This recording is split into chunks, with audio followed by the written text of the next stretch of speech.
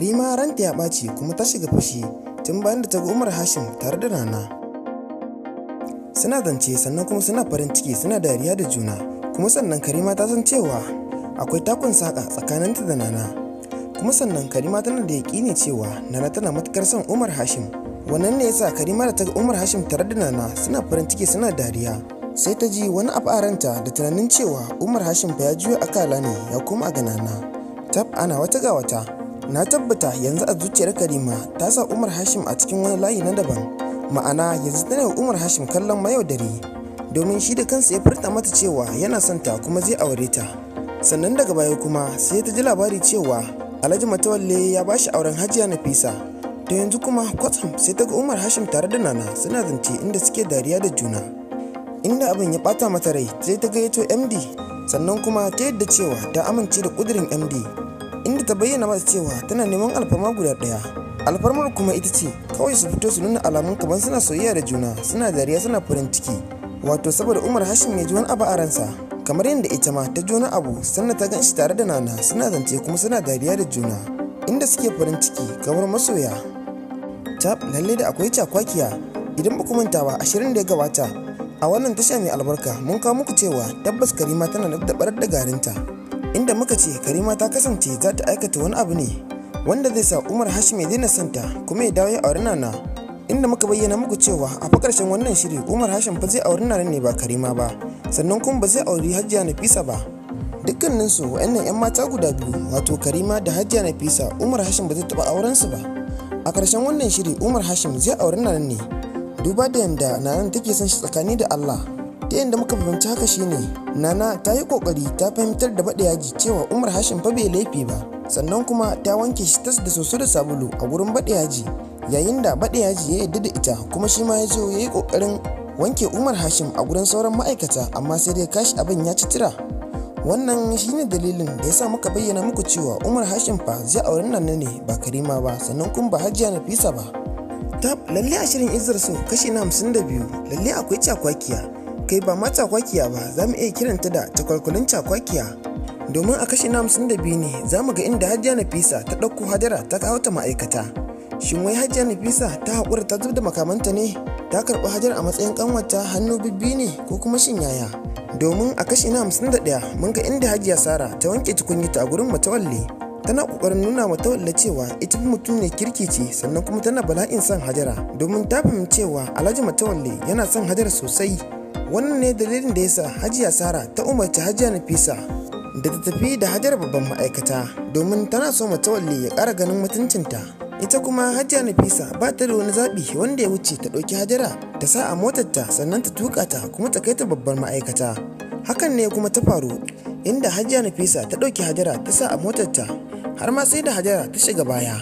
Sai Hajiya Nafisa ta fito ta ce ta koma gaba.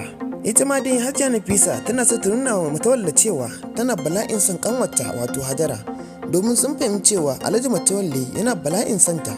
Saboda haka ba su da wani zaɓi da ya wuce su nuna mata soyayya, musamman a gaban Alhaji Matawalle, domin suna so matsayinsu ya ƙaru a gurin Alhaji Matawalle.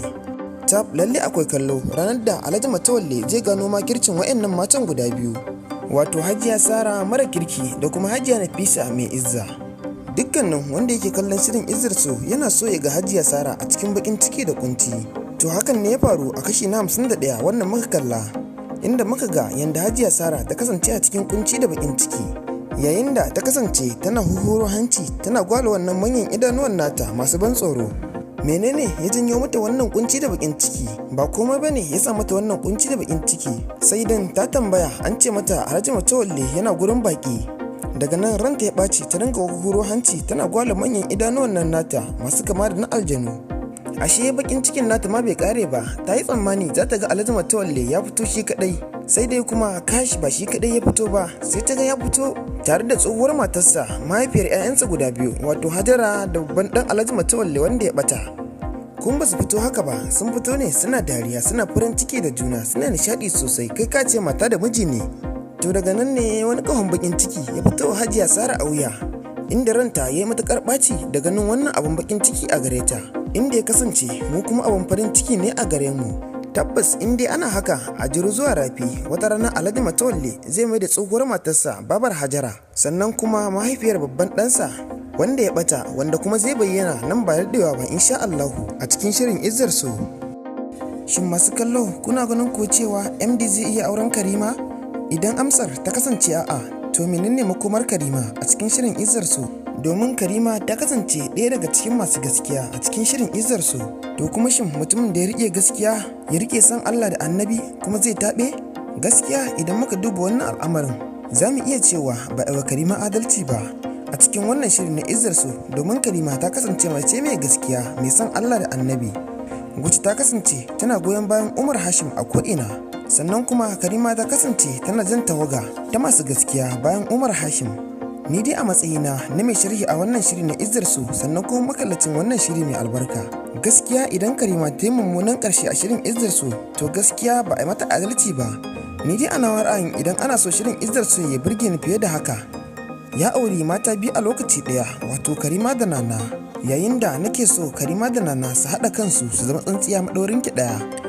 Wakilinmu na wannan tasha mai albarka, wanda ya kasance ɗaya daga cikin jaruman shirin Izzar So, ma'ana ya kasance shi ma ana haska shi a shirin Izzar So, ya tuntuɓi Umar Hashim da wannan magana, inda Umar Hashim ya ce ba shi za a faɗawa ba, a je a faɗawa darakta wato Nura Mustapha Waye.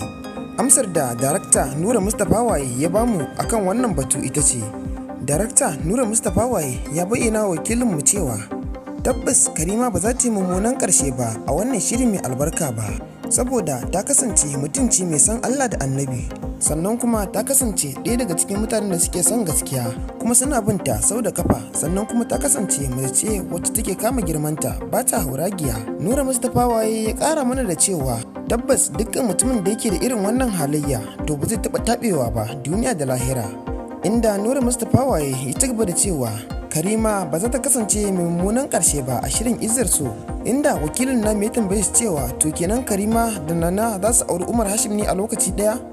Sai darakta Nura Mustapha Waye ya ce wakilin namu ku dai ci gaba da kallon wannan shiri, sannan kuma kai ka kasance a cikin wannan shiri, za ka ga me zai faru a ƙarshen wannan shiri mai albarka.